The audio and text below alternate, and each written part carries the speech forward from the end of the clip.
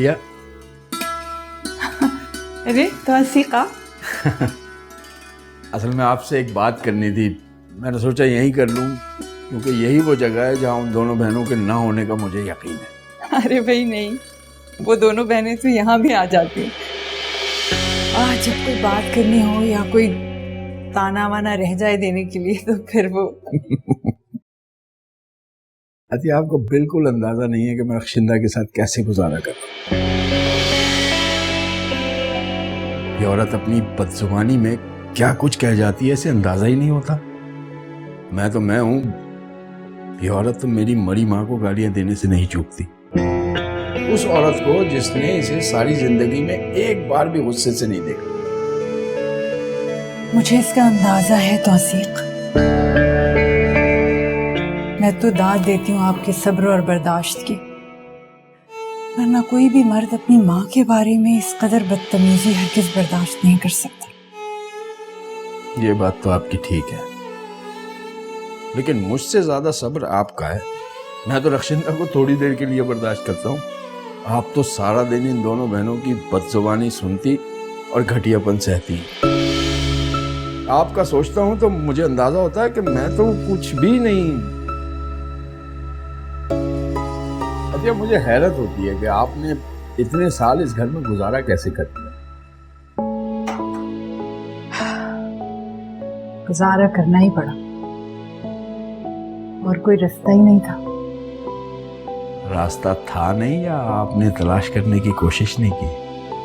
क्योंकि मैं नहीं समझता कि कोई भी शख्स इतनी अजियतनाक जिंदगी गुजार सकता है। बस गुजर गई जिंदगी। खैर, अब गुजरे वक्त का गम क्या करना। वैसे अच्छा वक्त उस वक्त तक नहीं आएगा जब तक ये दोनों बहनें आपके घर में मौजूद हैं।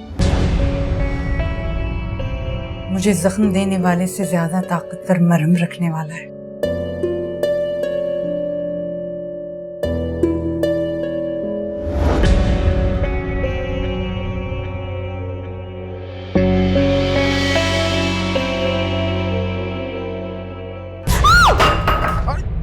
हटे हटे हटे, मैं सही करता हूँ।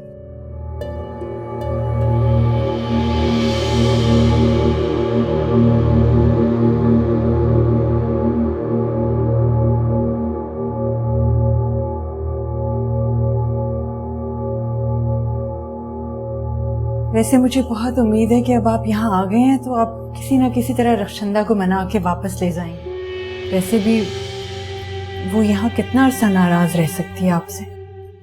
आपको मुझ पर यकीन है और मैं आपके बारे में सोच सोच कर परेशान हूं कि कहीं रक्षिंदा आपके साथ बदतमीजी ना करे।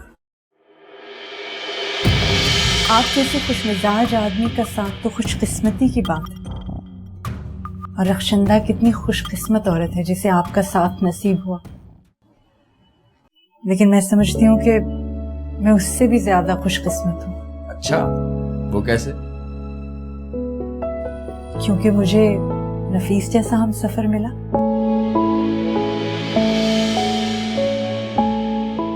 वैसे आजकल वो मेरा बहुत ख्याल रखते हैं। ये तो बड़ी अच्छी खबर सुनाई आपने, वरना मैं तो आपके बारे में सोच सोच कर परेशान था कि आप दोनों बहनों को झेलती किस तरह। अब जबकि भाईजान आपका ख्याल रखते हैं तो फिर मुझे फिक्र कैसी। सच कहा आपने। अगर कोई एक शख्स भी आपकी तकलीफ समझने लगे तो दुनिया की सारी दी हुई तकलीफें कम लगने लगती हैं। क्या बात है भाई, क्या दोनों अपने अपने ससुराल की बुराइयां कर रहे हैं? वो क्या है भाईजान के अब हर वक्त तो मुनाफिकत नहीं हो सकती ना। हाँ, घर बनाए रखने के हुनर तो सीखने पड़ेंगे। भाईजान ये बातें अब यहाँ तो हो नहीं सकती। मेरा ख्याल है आप क्लिनिक पे चले, मैं भी थोड़ी देर में वहीं आता हूँ। ठीक है, ओके।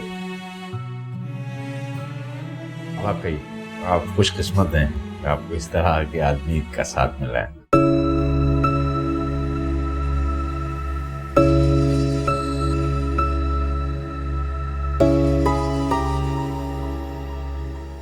तो ये गठजोड़ चल रही है हमारे खिलाफ। ये दोनों मिलकर हमारी बुराइयां करते रहते हैं। हमारे खिलाफ जहर उगलते रहते हैं। अरे हमारे भाई के टुकड़े पे पलने वाले हमारी बुराइयां कर रहे हैं। भाई को तो तुम छोड़ो, हो तो क्या हमारे हाथ से। गजब खुदा का, कैसा बेगैरत निकला।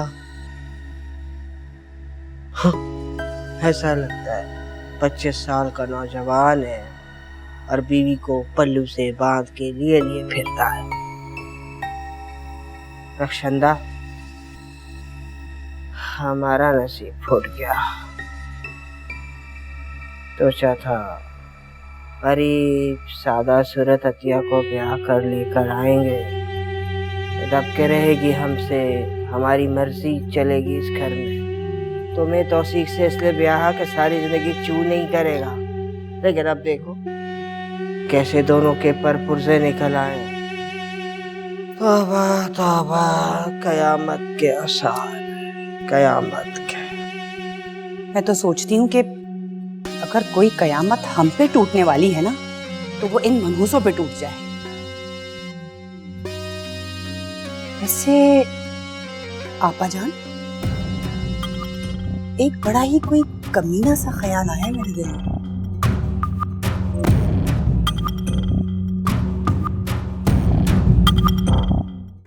भाईजान अब आप ही बताएं मैं क्या करूं।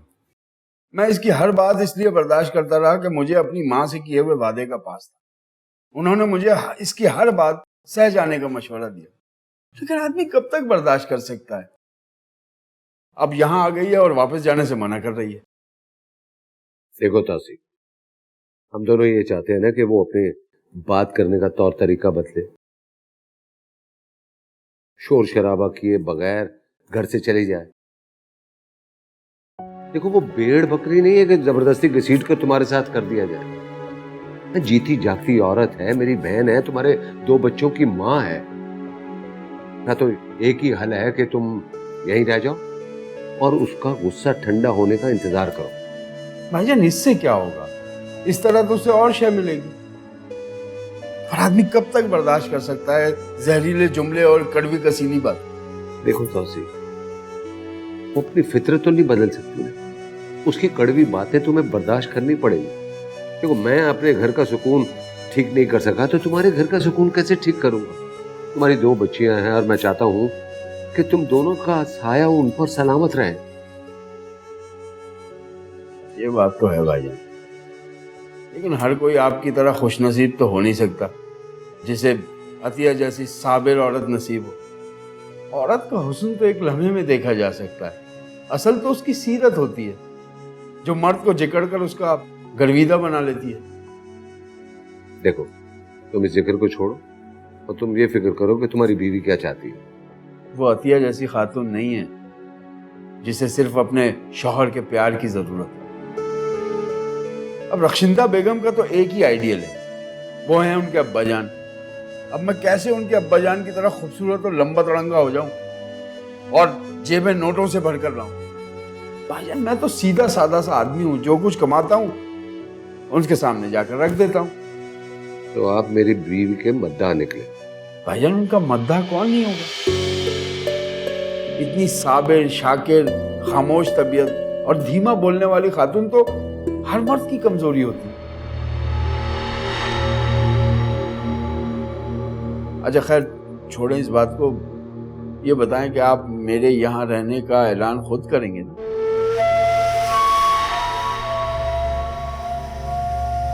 भाईजान मैं आपसे मुखातिब हूँ। हाँ कर दूंगा।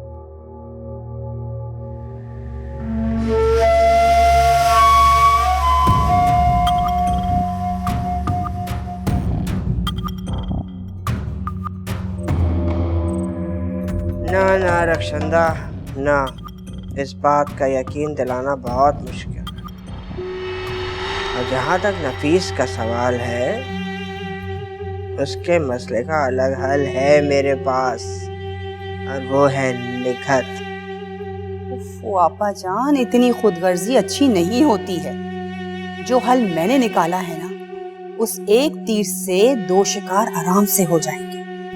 अरे ये घर और भाई हमारे हो जाएंगे। अरे हम दोनों बहनें राज करेंगी इस घर पे, क्योंकि अब उस घर पे मुझसे नहीं रहा जाता। तुम जो कह रही हो ना, उसमें बहुत वक्त लग सकता है। वो नहीं लगेगा वक्त, आप सिर्फ देखती जाएं मैं कैसा जाल बिछाती हूँ। और आपको घिन नहीं आती है ये भाई और उनकी बेगम के चोचले देखते हुए? तौबा, ये सारे ड्रामे मुझसे एक वक्त बर्दाश्त नहीं होते।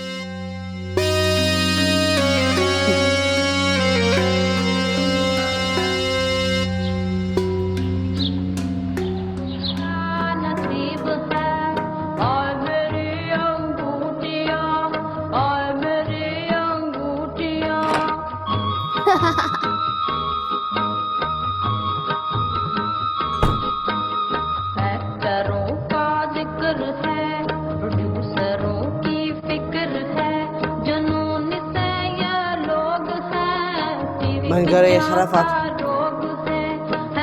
ये खराफात क्या होते हैं खाला जान? ये तुम देख रही हो, ये तो टीवी है।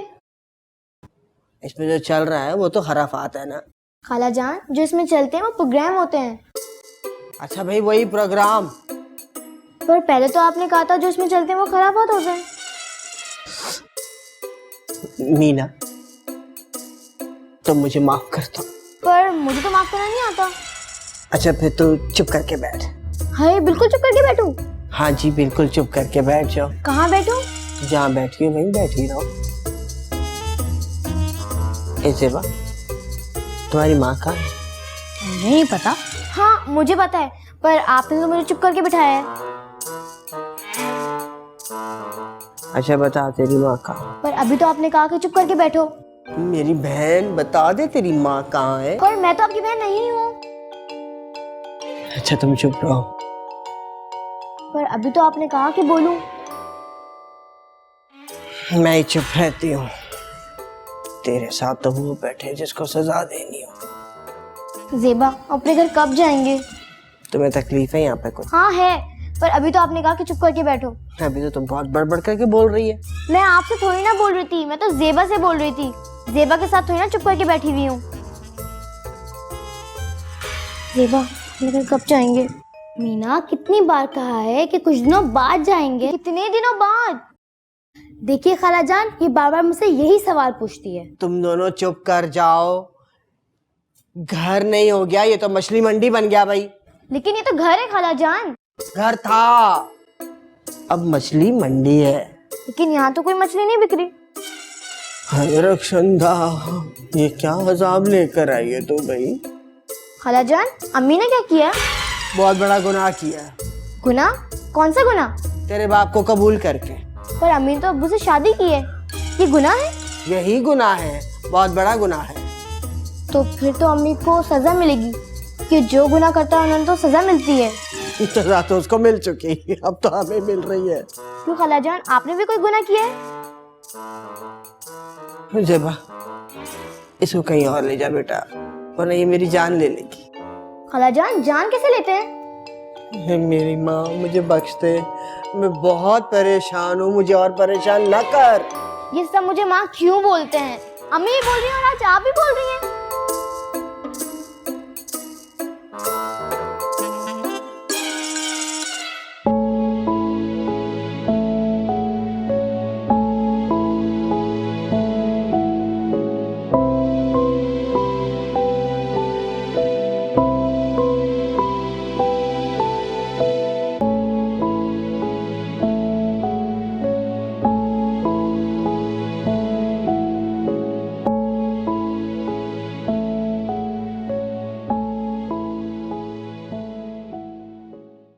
वो तुमसे कुछ जरूरी बात करनी थी।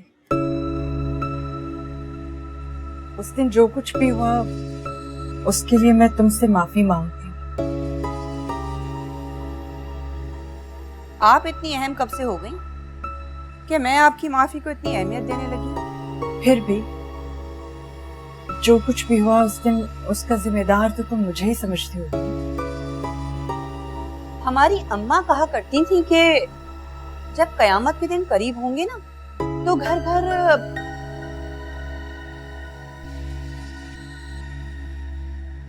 एक गंदा सा नाम लेती थी वो, औरत के रूप का जो घर घर नाचेगी। लेकिन अब तो घर घर जो बहुएं हैं वो ऐसे सजती संवरती हैं कि बिल्कुल उन्हीं औरतों की तरह अपने शोहरों का दिल लुभाती हैं। लेकिन एक बात याद रखिएगा, अगर मेरा भाई आपके सजने संवरने की वजह से आपके पास आ भी जाता है ना, तो इस खुशफहमी में बिल्कुल मत रहिएगा कि आप वजह बन सकती हैं हम बहनों को इस घर से उखाड़ फेंकने की। मैं तो सिर्फ इसलिए तुम्हारे पास आई थी कि तुम्हारा ध्यान दिला सकूं, ताकि तुम अपने मियाँ की तरफ कुछ तवज्जो दो और उसकी इज्जत करो। आपकी तरह तवज्जो दूं? हाँ, तो इसमें क्या बुराई है अपने शौहर को खुश रखना, उसको इज्जत देना? ये तो उनका खुदाई हक है और हमारा फर्ज। ऐसे फर्ज आप जैसी औरतें अदा कर सकती हैं, और कभी सोचिएगा भी नहीं कि हम आपकी तरह हो जाएंगे, समझी? तुम्हारी इसी बदजबानी की शिकायत तौसीक कर रहे थे नफीस। ये तो कोई अच्छी बात ना हुई, तुम बात बात पर अपनी मरहुमा सास को ताने दो। ये तो तौसीक की शराफत है कि उसने अब तक कोई इंतहाई कदम नहीं उठाया। तो उठाए ना इंतहाई कदम। अरे उसका इंतहाई कदम रखती हूँ मैं अपनी ज्योति पे। देखो रक्षंदा, तुम्हारी आगे दो दो बेटियां हैं। अगर ऐसे ही हालात में तरबियत होगी तो कल को ससुराल जाएंगी। लगता है भाई ने आपको कुछ ज्यादा ही शय दे दी कि एक दिन में आप इतनी बड़ी हो गई हैं कि मुझे तौसीक के फैसले सुना रही हैं और मेरी बेटियों के मुस्तकबिल के बारे में मुझे बता रही हैं। ऐसी बात नहीं है, अब हम तुम्हारे बड़े हैं तो हम ही तुम्हें समझाएंगे। बड़ापन रखें आप अपने पास। इस घर में मेरे लिए बड़ा सिर्फ और सिर्फ मेरी अपनी बड़ी आपा जान है, समझी आप? उनके अलावा हर दूसरा आदमी मेरे लिए मैं रखती हूँ उनको अपनी ज्योति पे।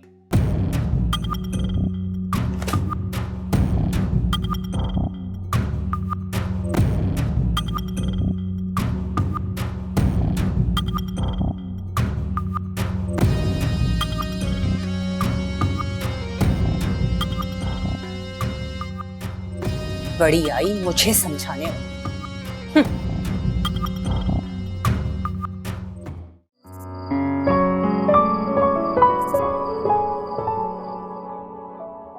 आ जाओ तौसीक।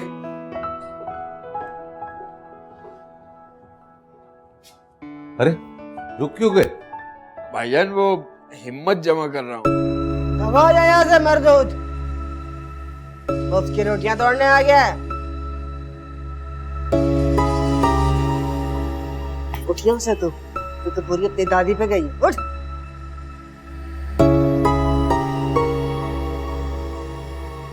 अरे आप यहाँ क्या कर रहे हैं? आपको देख के अब हिम्मत हुई है। जब आप इन लोगों के दरमियान जिंदा रह सकती हैं तो मैं तो बच ही जाऊंगा। तौसीक तुम यहाँ आके बैठो। अरे मेरा बच्चा, मेरा चांद का टुकड़ा। अब्बू, हम अपने घर कब जाएंगे? यहाँ तो कोई मेरे सवालों के जवाब नहीं देता, जिनसे पूछो मार ही जाते हैं। लो मेरा बच्चा, मेरा चांद का टुकड़ा। कौन मारेगा मेरी बेटी को? पर अब्बू, मेरा नाम तो मीना है। लेकिन मेरा तो चांद का टुकड़ा है ना भाई। पर उस दिन तो आपने मुझे दिल का टुकड़ा कहा था। अरे भाई, मेरा आप सब कुछ है। दिल, दिमाग, फेफड़ा, गुर्दा, नाक, कान सब। इन मुफ्तखोरों से इतनी आसानी से जान नहीं छूटेगी आपा जान। तौसीक चलो तुम आप यहाँ बैठो।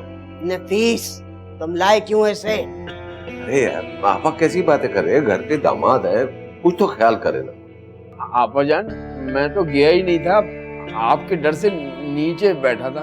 तो जरूरत क्या थी? तुम्हारे मुंह को तो निवाले लग गए इस घर के। और तुम्हारी माँ की भी तो यही आदत थी, जब तक रात का खाना ना खा ले जाती नहीं थी। अब आपको क्या हो गया? तौसीक इस घर के दामाद है और ये उस दिन तक यहीं रहेंगे जब तक इनका और रक्षंदा का मामला रफा दफा नहीं हो जाता।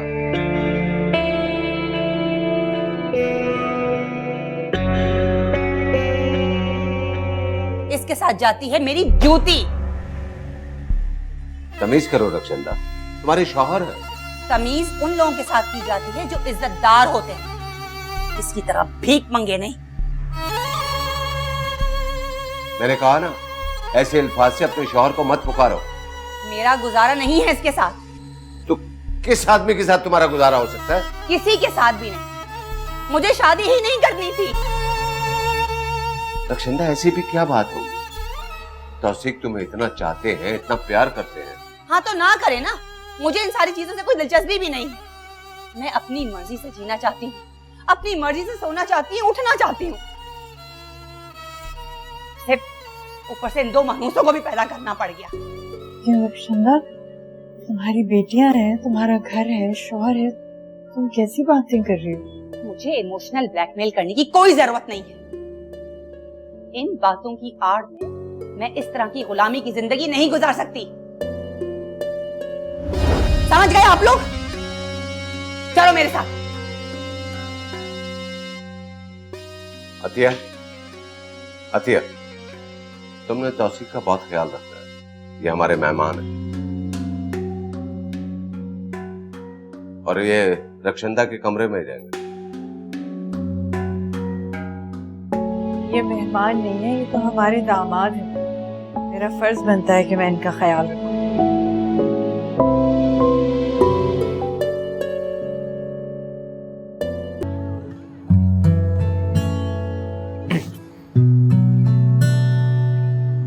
मेहताब,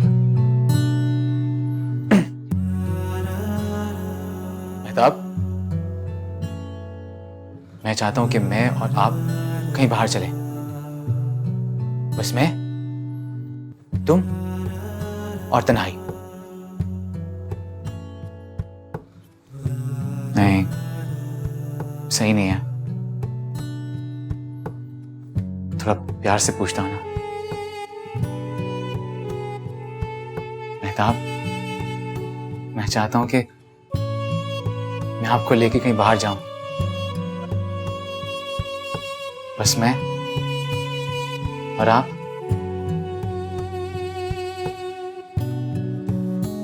कहाँ जाना चाहेंगी? समंदर? समंदर आपको पसंद है? ठीक है, आप मेरे लिए वक्त निकालेंगी ना?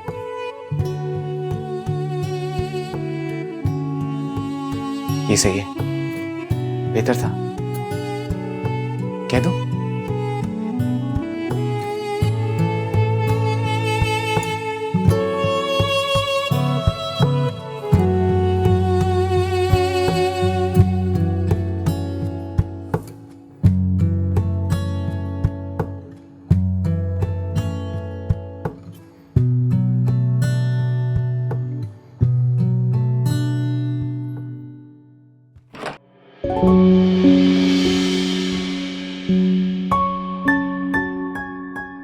आपको कैसे पता कि मैं आ गया हूं?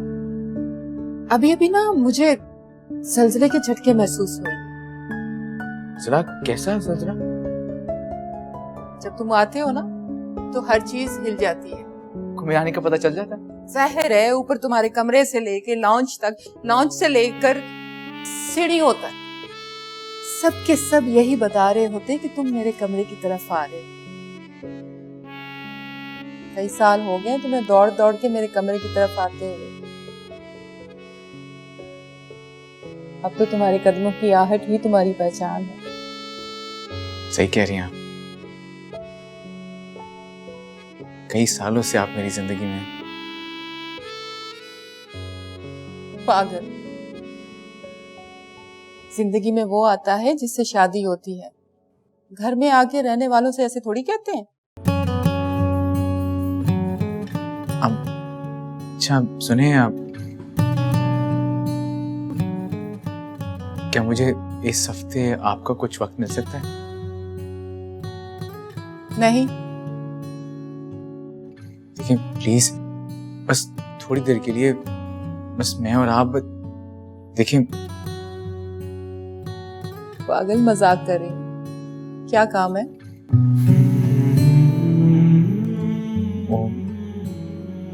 दरअसल ना मैं चाहता था कि मैं ना और आप कहीं घूमने फिरने जाएं। मेरा मतलब है कि मैं आपको कहीं बाहर घुमाने के लिए लेके जाऊं। बाहर? कहाँ? कहीं भी, समंदर चलते हैं। आपने समंदर देखा है? हाँ मैंने तो देखा है समंदर, लेकिन तुम्हें अचानक कैसे शौक हो गया समंदर पे जाने का? और मैं ये सोच रहा था कि आप सारा दिन काम में मसरूफ होती हैं, तो आपका भी दिल करता होगा बाहर जाने को, इसलिए मैं ले जाता हूँ आपको। ठीक है मैं तो चलूंगी, लेकिन और हमारे साथ कौन कौन जा रहा है? और कौन क्यों जाएगा, हम चलते हैं ना, मैं और आप। तुम्हें अकेले जाने की इजाजत मिल जाएगी? हाँ क्यों नहीं मिलेगी, बिल्कुल मिलेगी। अब मैं बड़ा हो गया हूँ, अब मैं जा सकता हूँ अकेला, और आपको भी साथ लेके जा सकता हूँ। लेकिन हम जाएंगे कैसे? या आप मुझ पे छोड़ दें, मैं सब बंदोबस्त कर लूंगा, बस आप तैयार रहिएगा और हम जाएंगे। देख लेना कोई मसला ना हो जाए। तुम्हारी फूफो तो पहले ही मुझसे खफा है। उनकी किसको फिक्र है, छोड़े आप उनको। तुम्हें नहीं है, मुझे तो है। अगर कोई मसला हो गया तो यही कहा जाएगा कि महताब बड़ी है, उसी की गलती है। और अब मैं खुद पे कोई इल्जाम सह नहीं सकती।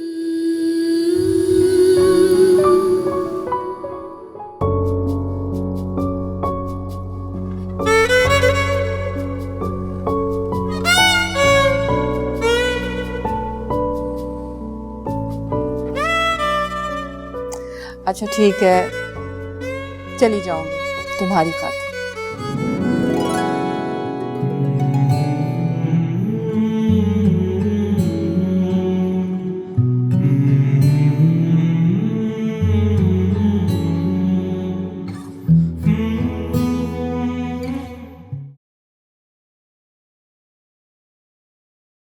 अरे तौसी, आप यहाँ बैठे? अपने कमरे में जाइए ना। तंग आ गया हूं मैं बेइज्जत होकर। अतिया, मेरा दिल किसी औरत के दिल की तरह कांपता है। मुझे खौफ महसूस होता है रक्षिंदा के जहरीले जुमलों से। देखिए तौसीक, ऐसा मौका आपको कुदरत बार बार नहीं देगी। अभी तो नफीस भी आपके साथ है। आपको चाहिए कि आप रक्षिंदा को जरा सख्ती से डील करें। उसे कोई हक नहीं पहुंचता कि वो हम दोनों को इस तरह जलील करे। हाँ ना, देखें, गरीब आदमी का बेटा होना इतना बड़ा जुर्म है कि मर्द मोतबर शौहर ही नहीं बन सकता। अब देखिए ना, मैं क्या कोई इतनी बदसूरत हूँ? एक बेटा होने के बावजूद मुझे अपने शौहर के करीब जाने का हक नहीं। बस क्या बताऊं, कैसी कैसी बातें सुननी पड़ती हैं। मैं तो कहती हूँ इस औरत को एक नहीं 100 थप्पड़ लगने चाहिए। अगर ये मुझे अपने भाई से बिला जवाज पिटवा सकती है, तो आपके पास तो वजह थी जो आपने हाथ उठाया उस पर।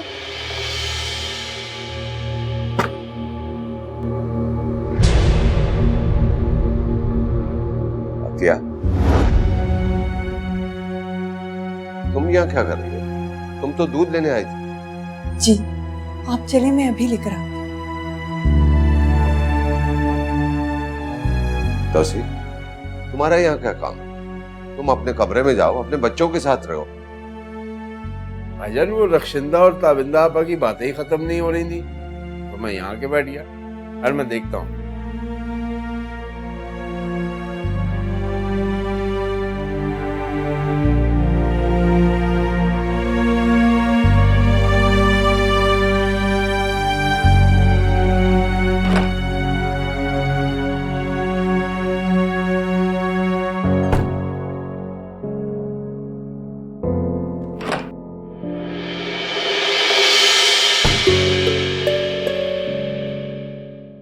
रशिंदा, अरे अरे अरे क्या कर माफ रहे कर हो? दो।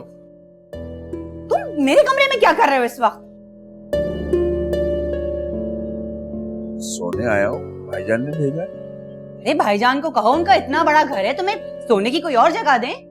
ये मेरा कमरा है, जाओ यहाँ से। रशिंदा बहुत हो गया तमाशा। हाथ हटाओ, हाथ हटाओ। नहीं, मैं तुम्हें मनाने आया हूँ, मना कर लेकर जाऊँ। देखो तौसीफ, तुम अच्छी तरह से जानते हो ना कि मुझे इस तरह की बेतकल्लुफियां बिल्कुल पसंद नहीं है। बेतकल्लुफियों की क्या बात है, मैं तुम्हारा शौहर हूँ। अरे शौहर हो तो क्या करूं? मैं भी तो तुम्हारी बीवी हूँ, उसके नाते तुम्हें मैंने तुम्हारा हक नहीं दिया क्या? और ये दो बेटियां जो तुम्हारी लेटी हुई हैं, ये है उस चीज का नतीजा। लेकिन मजीद बेतकल्लुफियां मैं बर्दाश्त नहीं करूंगी। इससे तो बेहतर है कि हम अलग हो जाएं। रशिंदा, तुम किसी और को पसंद करती थी? उफ खुदा का वास्ता तौसीक, मुझे शुरू से छिजोरापन नहीं पसंद था। ये जो इश्क माशूकी के चक्कर होते हैं ना, इसको मैंने हमेशा रखा है अपनी जूती पे। तुम्हारे साथ जितना गुजारा करना था कर लिया, अभी बस। अच्छा चलो, बेतकल्लुफियां ना सही, लेकिन अपना घर गृहस्थी तो बचाए रखो ना। मेरे साथ चलो, फिर मैं हमेशा की तरह अपने ही कमरे में जिंदगी गुजारूं। नहीं जाना मुझे तुम्हारे घर। तुम भूल गए तुमने मेरे साथ क्या किया, लेकिन मैं नहीं भूल सकती। उसको भुलाना इतना आसान भी नहीं है। तो मैं माफी तो मांग रहा हूँ। मुझे तुम्हारा ना ये एहसान नहीं चाहिए।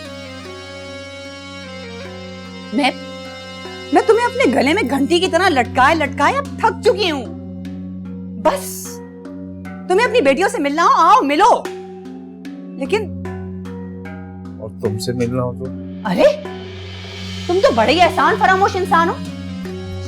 शुक्र करो कि मैंने तुम्हारी नस्ल बढ़ा दी। बस इतना ही मैं तुम्हें बर्दाश्त कर सकती, इससे ज्यादा नहीं करूंगी। और अभी जाओ मेरे कमरे से। देखो, मैं बाहर जाऊंगा तो तमाशा बनेगा, और वो बात जो दुनिया से छुपी हुई है कि हम एक घर में एक छत के नीचे रहते हुए भी अलग अलग कमरों में सोते, वो बात भी खुल जाएगी। हाँ तो खुल जाए ना, मैं खुद भी चाहती हूँ, क्योंकि ये सही वक्त है कि खुल जाए। नहीं अगर खुली ना तो मैं सबको जाके सब कुछ बता दूंगी। समझ आ गई तुम्हारे? अभी मेरा मुंह क्या देख रहे हो? जाओ यहां से। ठीक, हटो रास्ते से।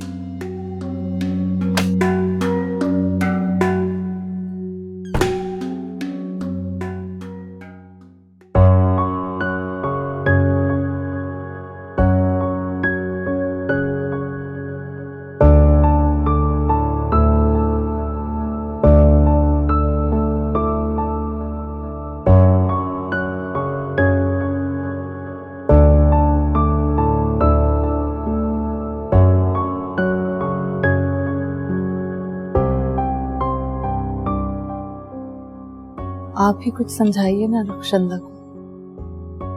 मुझे तो हैरत है कि वो कैसे इस तरह बदतमीजी से तौसीक के साथ पेश आ सकती। उनके चेहरे पर तो हमेशा मुस्कुराहट ही होती है, बल्कि वो तो शिकवा भी ऐसे करते हैं जैसे लतीफा सुना रहे हैं।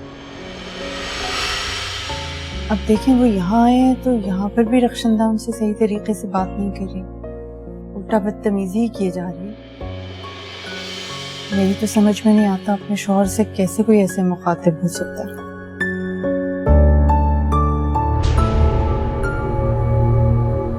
आप मुझे ही देखे जा रहे हैं, कुछ कह ही नहीं रहे, मैं ही बोले जा रही हूँ। ये जो मैं अभी बाहर आया था तो तौसीक से क्या सरगोशी में बातें हो रही थी?